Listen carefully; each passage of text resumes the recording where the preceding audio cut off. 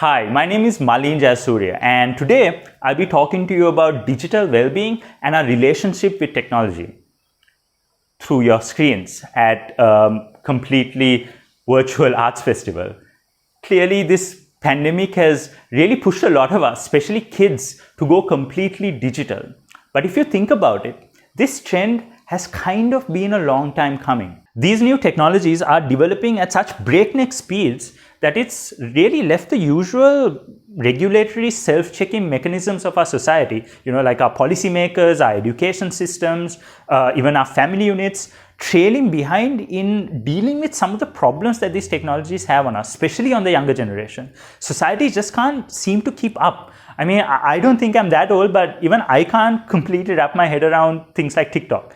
So a couple of friends and I, who I can best describe as a set of concerned citizens, formed what we call the Digital Wellbeing Initiative. Now, our team consists of Nishan Kasim, a digital marketing professional, Sanjit Dias, an attorney at law, Pumi Vijay she's a theatre artist, Chrisit Xavier, a medical doctor, and myself. I am a roboticist and currently an academic at the Faculty of Engineering, University of Peradeniya. So together with this ragtag group of friends, we initiated our first project, Reconnect Us, for the Children in Lockdown Arts Festival. So what I'll be doing in the course of this talk is to firstly tell you a little bit about Reconnect Us, then talk to you about the 4 issues that we decided to tackle in this project, namely addiction, privacy, cyberbullying, and misinformation. And then I'll wrap this talk up with a discussion about the creative process behind our project, and then also tell you a little bit about where we hope to take the Digital Wellbeing Initiative in the future. So what is Reconnect Us? Now, the idea behind Reconnect Us was to get kids to create a series of public service announcement videos to talk about the issues around technology and well-being. So like instead of adults lecturing kids on the dangers of the internet, or how back in the good old days they used to talk to people face to face or send them a telegram, we wanted the kids themselves to create a honest dialogue with their own generation about these issues. So we put out an open call for young artists between the ages of 13 and 19 to share their thoughts about these digital well-being issues as well as some of their work. Because what we were really looking for were all types of artists. We were looking for directors, writers, performers, video editors, singers, you name it. And what we ended up with was 50 applications that we then had to very painfully whittle down to about 20 because of practical reasons. And I can tell you in all honesty, having worked with these kids, they're some of the sweetest, most insightful, talented, hardworking kids you could ever meet. Which is why we dumped a whole ton of work on them, which they admit was a lot of fun, or so they say.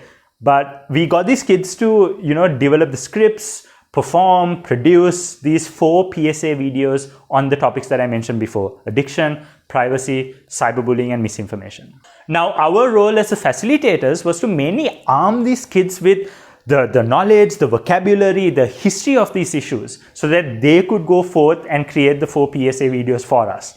And we did this through a series of webinars where we brought together the unique insights and backgrounds of our team members and ended up talking about issues ranging from how these algorithms in these social media companies work, to how addiction affects your brain, to the legal frameworks around the more serious issues or the lack thereof of those legal frameworks. Our roles also extended to aspects of production, where we try to help these kids through having workshops on writing, performing, lighting, and cinematography, but more about the creative process a little bit later. So now that I've hopefully told you a little bit about who we are and what our project entails, let's talk about the 4 issues at the center of our project. So first up is addiction. Now, this is without a doubt an issue that we are all struggling with. I mean, most of you right now are probably on your phones while listening to this talk, checking your email, or have a bunch of tabs open with silly dog meme videos. I don't know, it's probably what I'm doing right now in this exact moment. These talks are pre-recorded. But seriously though, in the last 10 years, society has lost any moment of silence, boredom, or stillness. And I don't think that's a good thing, especially on the younger generation. Talking to these kids about addiction was really fascinating because we very quickly learned how almost all of their parents scold them a lot about the time that they spend on their devices, but don't really offer them anything beyond that. And it's important that we try and get the kids themselves to realize what a big problem there is. And what's fascinating is most of these kids do feel like something is off, which is why it's important that we tell them that this is not their fault, that these apps have been purpose-built and engineered by these multi-billion-dollar tech companies using sophisticated technology to manipulate our primitive human psychology for basically profit. Now, Chris, with his medical background, explained how just like hardcore drugs, some of the features in these apps are meant to hijack our dopamine systems in our brains, which are responsible for feelings of motivation and reward. We talked to the kids about how these social media companies are in this constant battle and competition over the very limited and precious resource that is your attention. Because the more time we spend on these apps, the more data they can collect, the more ads they can show us, the more money they can make, which is essentially their business model, right? We are not their customers, which is why these apps are seemingly free. Our data and our attention is the actual product that's been sold to their actual customers, which are advertising firms. So we talked to the kids about all of this, which is referred to as the attention economy. And like we guess the kids were smart enough to understand how and why these companies steal our attention. And we didn't stop there. We gave the kids practical steps to deal with their addiction, like tracking their screen time using blocking apps. And the last few months actually felt like this ad hoc Onlineaholics Anonymous support group where we were all helping each other out with our own addictions. On a weekly basis, the kids would try to compete to see who would have the least amount of screen time, and we would jump in too. And having that group support made all the difference. And as cheesy as it sounds, I think this entire process helped all of us realize that it's only together that we can reclaim our attention, our focus, our moments of stillness before life just, passes us by. Tangled up in addiction and data collection is our second issue, online privacy. Part of moving into this rapidly digitalizing world are the threats that we have to face in terms of cybersecurity.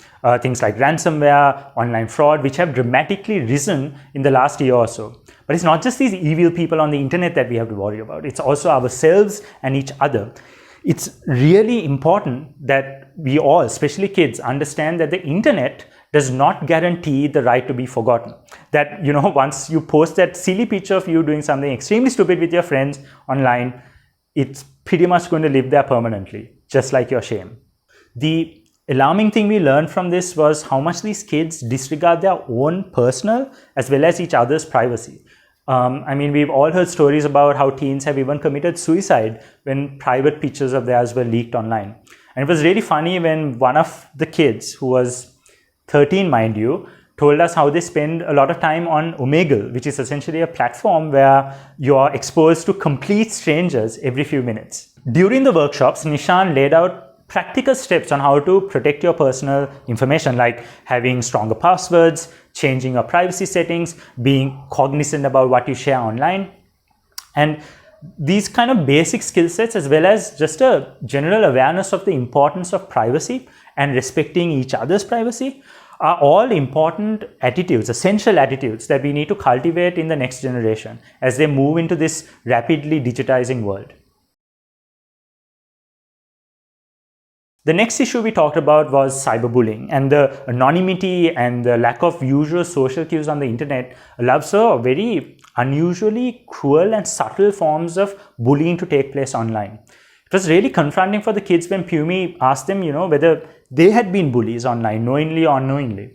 And it was interesting because most of them admitted that they had not only been victims of it, but also perpetrators of online bullying. And I like to think that's not because we selected a bunch of bullies, but it's because this is a very common experience across their generation. In fact, these are some of the sweetest kids, but that lack of social cues and direct feedback very easily can take you down a very slippery and dark slope before you even know it. So we all sat down and talked about how we could be a bit more thoughtful to pause and reassess before we send that message or make that post.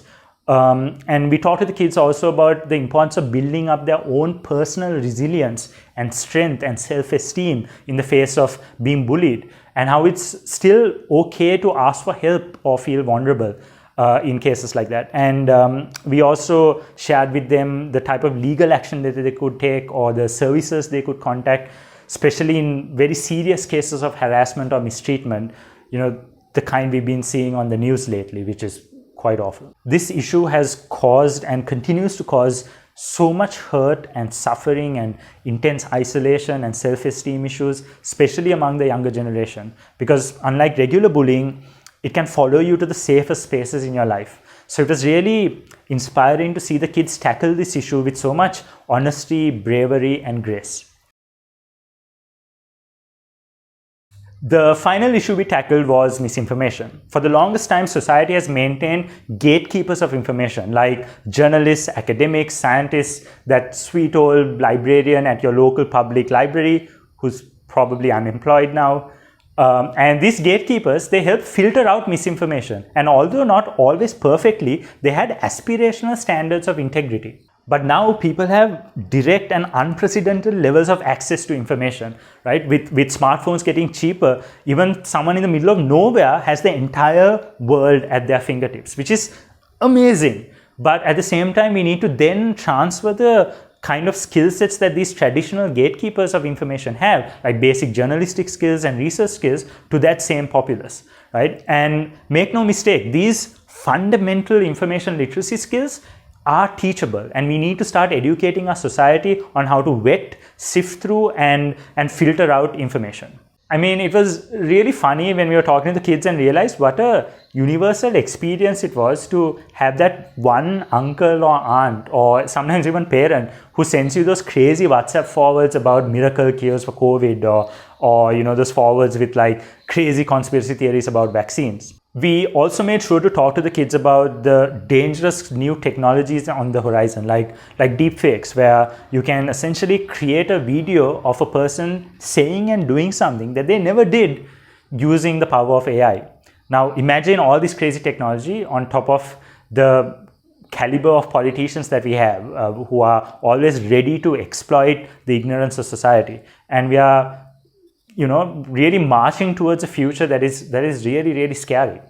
So Sanjit specifically talked to the kids about the challenges around passing laws against misinformation, because it's kind of like a double-edged sword, right? Governments could easily use these laws to suppress, the opposition or cut down any form of dissent. And we've seen this happen in countries like India and China.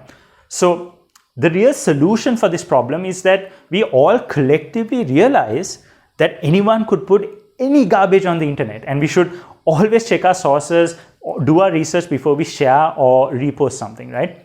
And it's also important that our education systems start teaching basic and fundamental information literacy skills to our next generation so that we can inoculate them against the spread of misinformation. All right, so now that I've spoken to you about the 4 heavy issues that we dumped on these kids, let's talk a little bit about the Reconnect Us project and the creative process behind it, the challenges we faced, and the things we learned along the way. We wanted to bring all these discussions that we had with the kids, their experiences, their thoughts, the things we learned from them, the things they learned from us, and we wanted to capture all of it in our 4 PSA videos. And this is where Pumi's background in writing and theater productions really came handy, because we started having devising sessions and workshops around creating these 4 PSA videos. And this was back in May, mind you, at the height of the first wave. So we had to do everything online, and it was quite challenging, but I think the team really stepped up, as did the kids. And weirdly, I think it was really helpful for all of us to have this project at that time, because it really kept our minds distracted from all the horrible things that were happening around us, at least during the time we were all working together. So during these devising sessions, we broke these kids up into different breakout rooms and got them to come up with all sorts of ideas which they had to pitch to the rest of the group at the end of the sessions. And what was great about this was that by the end of these sessions, we had at least 5 great ideas for each of the 4 issues that we wanted to make videos for. And what was bad about it though was that we had to then very painfully whittle it down to one idea for each of the 4 videos. So we looked into factors like narrative, tone, themes, as well as the final message, as well as practical considerations like time constraints as well as production constraints before deciding the 4 final ideas that you will see in our PSA videos. We wanted to give the kids a real sense of ownership over the creative process. So we appointed them as producers, directors, writers, and performers, which they really liked. And we were collectively blown away by the amount of commitment and enthusiasm the kids showed in finalizing those 4 scripts amidst online school and exams and tuition classes and all the horrible things that were happening in the country and around the world. This is where the story takes a little bit of a turn, because we were originally planning on shooting all 4 videos physically with the kids at a studio location that we had booked, but it was getting increasingly clear that the pandemic was just starting to get worse. So we started having these discussions with the kids about alternatives, and our initial gut reaction was to maybe go completely animated. But then we realized we would lose the opportunity to place the kids front and center of our pieces if we did that. So instead, we came up with a format which I think in the end elevated the final productions. We got the kids to shoot all the videos at home with their smartphones. And to help them out, we had a series of DIY filmmaking workshops and managed the entire production process online. Even the post-production process was online, including sound design, music design, which was done by our amazing composer, Sukita Bandaranayaka. And although this whole production process being online was fairly difficult, it was also kind of fun because we got an opportunity to step outside our comfort zones and try something completely new. The result of this entire production process are 4 PSA videos, which I hope will make you laugh, angry, concerned, motivated to change, and sometimes even all of these feelings at the same time. So we are so excited to finally be able to share it with all of you. We plan on sharing these videos on all social media platforms, from Instagram to, yes, even TikTok. And that might sound a little weird considering we've been talking about some of the issues associated with these platforms. But we want to push for more conscientious use of these platforms because they are the new public spaces, the new town square, if you will. And it's up to us to make them kinder, safer, nicer spaces and to fill them with more thoughtful and creative ideas. The DWI team believes that technology can be a force for good. I mean, imagine this pandemic without the internet. And even our entire project was done completely online using platforms like Zoom, Discord, and Notion. And I believe the project itself is a showcase that technology isn't inherently bad. So the real message here is that these new technologies are not going to go away anytime soon. In fact, they're going to get more and more integrated into our lives. So it doesn't really make sense. It's counterproductive to be complete Luddites and not keep up with the changes happening around us. It's important for everyone in society, especially our educators, our parents, artists, to engage with the issues in society. And whether we like it or not, this is the society we live in. These are the challenges that we are facing, which is why we need to understand and keep up with the changes that are taking place in the landscape of technology. We have so many challenges ahead of us. Just when we feel like we have a grasp on the internet and smartphones, there are new technologies on the horizon, like virtual reality and the metaverse. The metaverse is like a new iteration of the internet where you can cohabit and live and play and work in completely virtual spaces. This is Pumi already sucked into VR. DWI hopes to tackle these issues as we move into this very unsettling future. We plan on expanding our teams and also focusing on research around how technology affects society, especially in developing countries. One shortcoming with Reconnect Us was we weren't able to produce these videos in all 3 languages because of budgetary and time constraints. But we hope to replicate this process next year and not merely translate but adapt these ideas into both Sinhala and Tamil. Our ultimate hope is that we can tackle these issues through the education system, and we plan on pushing really hard on that front. So as our maiden project wraps up, it really feels like we are only beginning. So if you want to know more about us and join our effort, you can find us at thedwi.org and all major social media platforms. Thank you very much for listening, and we really hope you'll enjoy the PSA videos.